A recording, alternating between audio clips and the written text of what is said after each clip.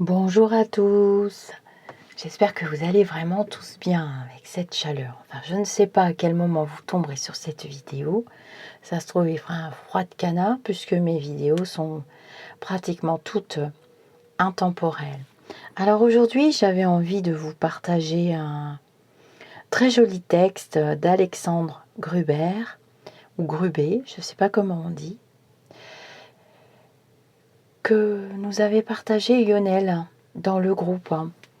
Et j'ai choisi d'illustrer avec une très jolie peinture de Cécile Mendous, La vie en rose, notre artiste préférée. Alors, ce texte nous parle des personnes intuitives. Une personne intuitive est toujours quelqu'un qui voit au-delà des couches solides de la matière. Les personnes intuitives ne sont pas fragiles, elles sont sensibles. Elles peuvent sembler faibles, mais elles contiennent en fait la force des vieilles âmes. Votre soutien n'est pas la force physique, mais un soutien émotionnel, éduqué par les différentes situations de la vie. Ce sont des âmes qui ont vécu d'innombrables existences, qui ont approfondi leur passion, qui sont tombées et se sont relevées devant les enseignements universels. Elles pleurent plus que les autres, car elles sont sincères dans leurs sentiments.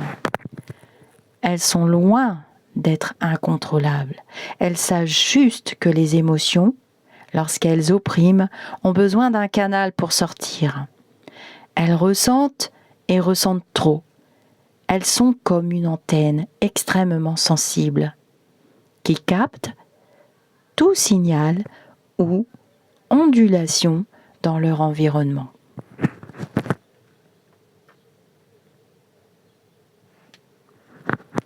C'est pourquoi elles sont enchantées par les choses simples de la vie. Elles apprécient les parfums, les couleurs, la poésie qui écrit l'essence de l'existence. Une personne intuitive est toujours quelqu'un qui voit au-delà des couches solides de la matière. Cela leur permet de sentir ce qui n'est pas encore passé ou de savoir exactement où elles devraient et ne devraient pas aller. Ou aussi quel type d'énergie les gens transportent. Les personnes intuitives, ce sont des personnes qui aiment, qui ont un lien très fort avec la nature, les animaux, les livres et tous les enseignements que la spiritualité apporte au monde.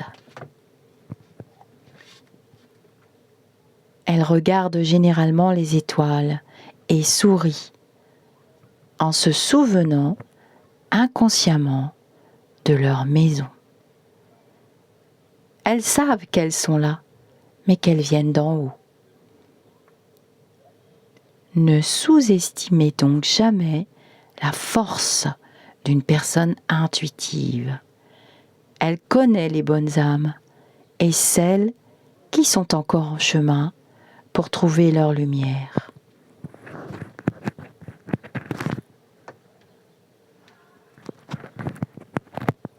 Elle peut tomber, mais elle se relèvera toujours, car elle apprendra toujours de chaque erreur, de chaque expérience, et en fera sa plus grande force, car elle a déjà appris à développer sa lumière, et elle sait qu'elle est capable d'éclipser ceux qui ne la comprennent pas encore, et d'illuminer ceux qui sont dans l'éveil de la conscience. Une personne intuitive est celle qui porte dans ses pas et dans ses yeux la force qui vient de l'âme. Et cette force anime toute existence. Et c'est signé Alexandre Gruber. Moi, j'ai beaucoup aimé ce texte qui a été partagé dans le groupe Facebook Au-delà du spirituel. Je vous remets les mêmes illustrations parce que j'aime beaucoup et j'en profite pour vous mettre le merci des très très jolis cadeaux que nous avons reçus. Petite Clochette Maline et moi-même, nous avons trouvé notre coupable. En fait, elle est venue se dénoncer elle-même. En fait, c'est Sam Lucarne. Et je confondais Sam Lucarne avec un autre pseudonyme. Je pensais qu'elle en avait deux. Nanak Nanak. Alors Nanak Nanak, je veux bien que vous repreniez contact avec moi parce que c'est vrai que vous avez fait beaucoup de retours. Vous êtes allé fouiller dans les vieilles vidéos pour me faire des retours positifs l'année dernière quand j'ai commencé à couler. Et Sam Lucarne, a fait envoyer un très joli bouquet de fleurs à notre petite Clochette qui le mérite amplement. Notre fée de la beauté et des parfums, des huiles essentielles. Et moi, j'avais reçu, je vous ai fait une vidéo, un énorme bouquet de lys. Je me demande comment elle savait que les lys étaient mes fleurs préférées. Et vraiment, c'est mes fleurs préférées. Le lys tigré, c'est ma fleur préférée. J'adore cette fleur. J'en suis complètement dingo. Et un olivier que j'ai appelé Benji. Le petit olivier que j'ai appelé Benji. Donc elle a fini par se dénoncer, voyant que je trouvais pas quoi, on trouvait pas, et je savais pas que Fée Clochette avait reçu un bouquet. Elle est très occupée, notre petite fée, au travail en ce moment. Et quand j'ai publié la vidéo et quand j'ai dit plusieurs fois que c'était pas notre Lionel international, hein, on va pas l'accuser tout le temps, le pauvre. Alors du coup, on l'a tous accusé, tout le monde a dit c'est Yo-Yo, non. Et puis ce petit cochon, j'ai été le remercier, il se dénonçait pas non plus parce que c'était pas lui, puis même il se posait des questions. Il me pensait que j'avais un amoureux transi secret, mais non, c'était pas notre Yo-Yo. C'était notre chère Samira, notre Sam Lucarne. Voilà, vous êtes de plus en plus nombreux à vous abonner à la chaîne et à nous suivre.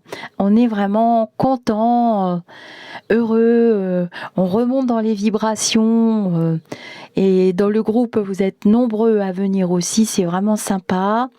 On vous remercie. J'ai fait une petite vidéo pour vous expliquer comment recevoir des notifications, parce que c'est pareil, vous étiez nombreux à me dire « Ah, mais vous étiez en direct, je vous ai raté Lisa, gna gna gna », parce que je fais beaucoup de petits directs intempestifs, puisque je suis quelqu'un de très très vivant et que je bouge beaucoup de ci, de là, j'adore la vie. Et quand je croise des choses qui sont agréables, ça peut être des chanteurs de rue, ça peut être un joli moment, un joli ciel, ou bien j'ai reçu des messages à vous délivrer, paf, je me mets en direct, j'en reçois énormément actuellement, justement, parce que Mercure rétrograde, et depuis le 15 août, qui est la fête de notre très sainte mère, plus la nouvelle lune, le 16 août, on change encore d'énergie. On est vraiment en montée vibratoire, nous les humains, et en éveil. Alors, être en éveil, ça veut dire retrouver nos capacités spirituelles, tout simplement, notre intuition, notre possibilité de contact défunt, de contact avec une possibilité de futur ou de passé. Ça peut être de la rétrocognition ou de la précognition. Ça peut être l'éveil. Qu'est-ce que ça veut dire l'éveil? C'est un très très grand mot. S'éveiller, c'est se réveiller. On se réveille, on se dit oh, c'est pas possible, on peut pas laisser les animaux mourir comme ça, on peut pas assister sans rien faire dans notre quotidien, sans rien faire contre la modification du climat. Moi, j'aime pas du tout le mot réchauffement climatique, mais le lumineux ne m'envoie pas du tout ce mot-là. Ça peut être aussi, c'est pas ça peut, c'est retrouver nos capacités spirituelles en tant que pur esprit que nous sommes, à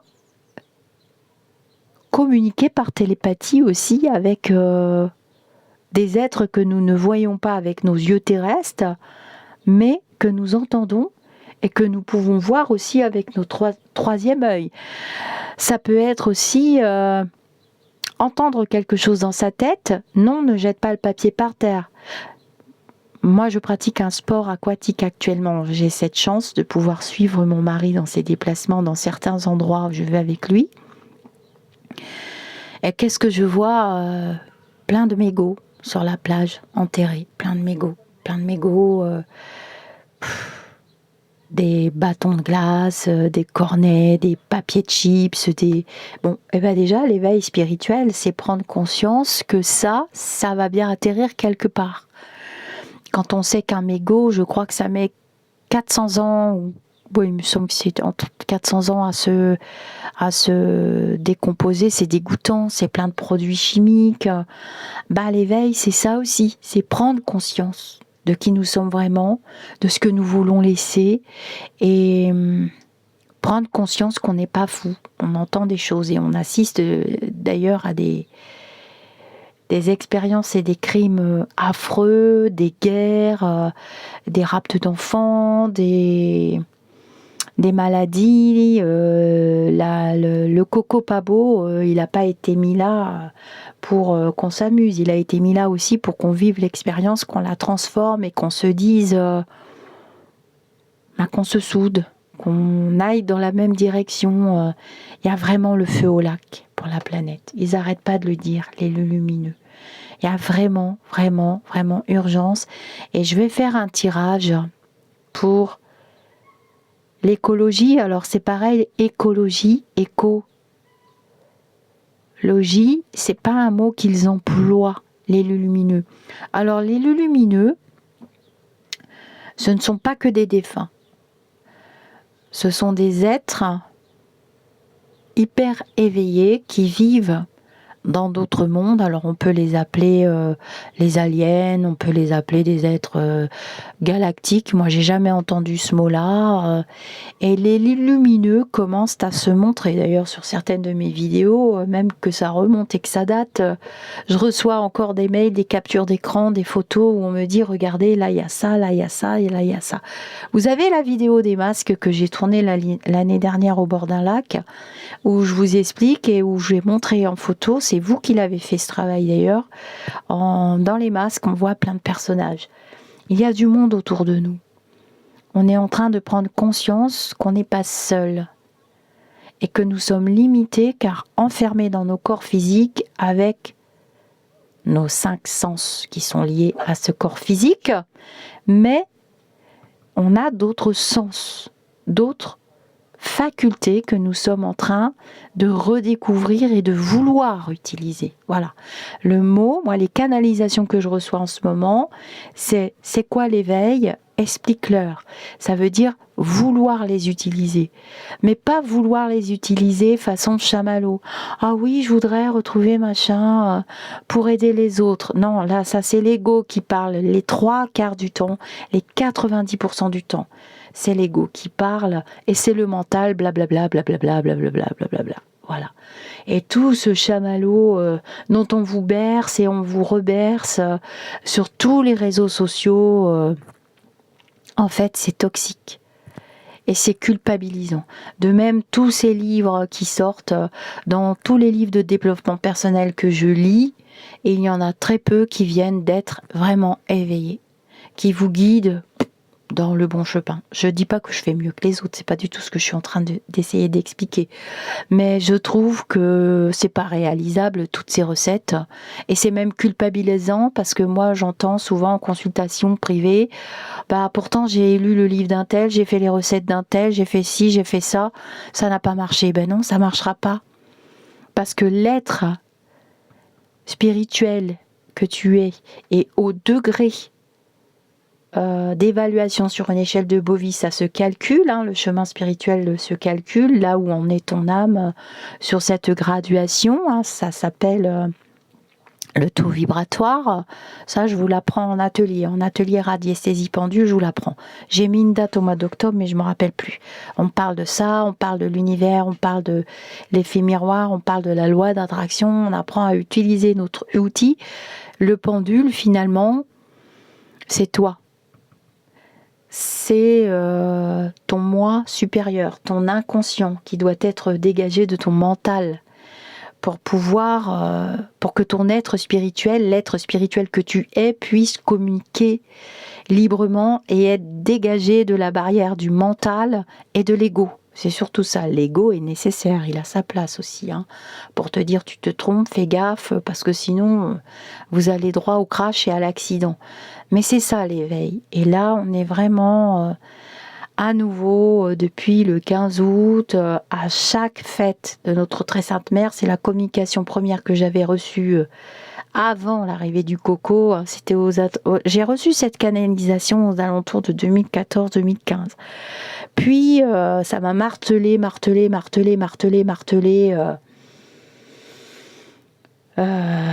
ma médiumnité, je vais mettre ce mot-là parce que j'en ai pas d'autre. Et puis ça s'est accentué avec le coco, quoi. Ça s'est accentué, mais ça va être compliqué parce qu'il y a une bataille entre les matérialistes, ceux qui veulent pas lâcher l'affaire, qui veulent pas réduire leur consommation de viande, de changer leur comportement. On te demande de changer de comportement. Moi déjà j'ai vu la manière violente. Je me suis fait agresser avant-hier dans l'eau ultra violemment par une femme. Je vous ferai une vidéo sur le sujet parce que j'en ai tiré l'expérience. Voilà. J'en ai tiré l'expérience de cette situation qui a été générée par un accident causé par une vague que j'avais pas prévue du tout. Et tout est dans l'imprévu. On doit réajuster nos voiles collectivement. Mais on peut le faire chacun à notre niveau. Et quelquefois, il n'y a pas de communication possible avec l'autre. Donc, on devra les tirer de force. Là, ça ne va pas être de gré ou de force. On va devoir utiliser la force dès le lumineux.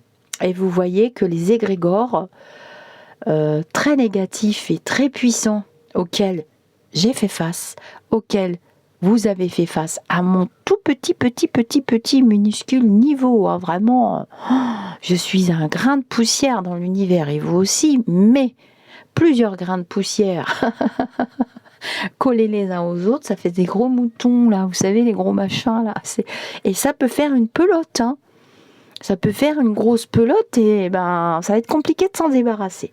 Donc déjà, merci pour le fait que vous vous abonniez. C'est une marque de reconnaissance et c'est une marque de vas-y, continue.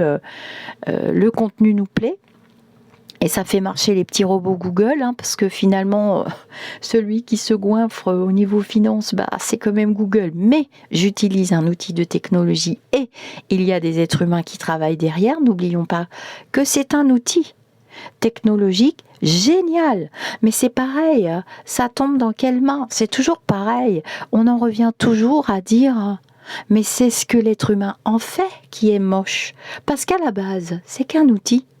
Quand on regarde bien l'affaire, quand on vérifie bien la chose, c'est un outil de communication comme un autre, mais ça peut devenir une arme de guerre et une arme de destruction massive. Bon, la chaîne a survécu, vous êtes encore là, je suis encore là, et nous sommes heureux.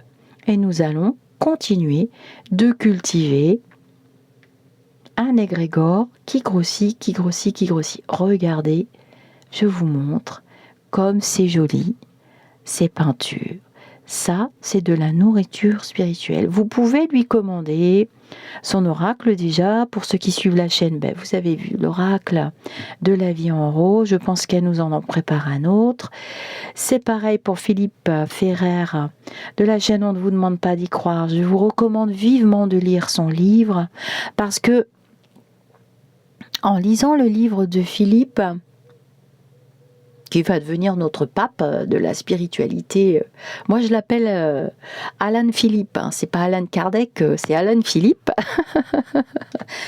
Eh bien, dans son livre, il nous montre comment, d'une expérience aussi épouvantable soit-elle, on peut transformer sa vie. On prend carrément un virage à 490 000 degrés et on peut en faire un moteur. On a les outils pour se battre. On peut en faire un moteur et on peut donner naissance à quelque chose de positif et d'incroyable et de nourrissant et de stabilisant pour les êtres qui sont autour de nous et qui vont rejoindre notre histoire. C'est ce que j'ai compris dernièrement. Et en tout cas, c'est ce que j'ai canalisé. J'ai expliqué à quelques personnes de mon entourage que j'aime bien, avec lesquelles je discute en privé régulièrement, plus ou moins, pas toujours les mêmes. J'ai fait de belles rencontres grâce à ces outils de communication. Et j'ai expliqué que dernièrement, c'est comme si il y avait eu des œufs. C'est Pâques avant l'heure. La Pâques, c'est une fête très importante pour nous les catholiques. Chacun nos religions. On peut très bien les pratiquer dans le respect et la tolérance de l'autre. D'ailleurs, la liberté de l'autre s'arrête là où la mienne commence. Mais j'avais l'impression, l'image que j'ai reçue, c'est qu'il y avait des œufs. Et dans ces œufs qu'on a couvés, qu'on est en train de couver collectivement, il y en a qui ont éclos. Et dans chaque œuf, c'est comme les Kinder, il y a une surprise. Et dans chaque surprise, moi j'ai plein de nouveaux projets là qui sont sortis. Plein de nouvelles choses. Et c'est venu tout seul. Le chemin s'est débloqué tout seul. Comme quoi, le lâcher prise, tomber au fond du bocal à cornichons, il y aura des mains qui vont se tendre. Et ces mains ne sont pas forcément au courant de ce que vous traversez. Et ces mains, par intuition, justement, c'est le propos du texte que j'ai partagé, par intuition, par ressenti, ça passe par vos centres de vie, vos 7 chakras, par ressenti, vous allez les prendre.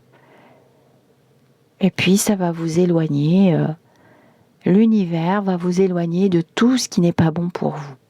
Mais il faut apprendre à lâcher prise. Et ça, c'est vraiment pas l'exercice le plus facile que j'ai appris sur le plan terrestre. Mais, rappelez-vous, je vous ai mis la vidéo de la puissante bougie de bannissement, de dégagement avec les psaumes de David. Voilà. Et l'étoile de David, et les fleurs de vie, la fleur de lotus, le triskel. Et il y en a d'autres encore, ça peut être aussi une croix gammée inversée. On peut aussi très bien donner sa vie terrestre aux forces du sombre, pourquoi pas, aux forces du mal. Mais l'obscurité n'existe pas sans la lumière. Elle n'a pas d'ombre. Mais la lumière non plus n'a pas d'ombre. Si vous mettez une bougie, si vous cherchez l'ombre d'une flamme de bougie, vous aurez du mal à la trouver. Tout ça pour vous dire que les symboles sont les symboles, ils existent, ils nous ont été donnés comme des outils. Voilà, les psaumes de David, moi je les ai pris dans la Bible, je suis pratiquante catholique. Faire appel à l'archange Michael, il ne faut pas le faire trop souvent non plus, ils sont là aussi pour nous aider. Ce sont des énergies ultra puissantes, on parle de vibration, on parle d'énergie. Eh bien, vous faites appel. Et ça fonctionne très bien. Donc, je vous laisse sur ces belles peintures. Je vous laisse méditer. Aussi, la méditation, c'est très très bon. Et je vous dis namasté et je remercie toutes les nouvelles personnes qui arrivent et qui n'ont même pas peur de mettre des jolis commentaires. Namasté mes amis d'ici ou d'ailleurs et prenez soin de vous.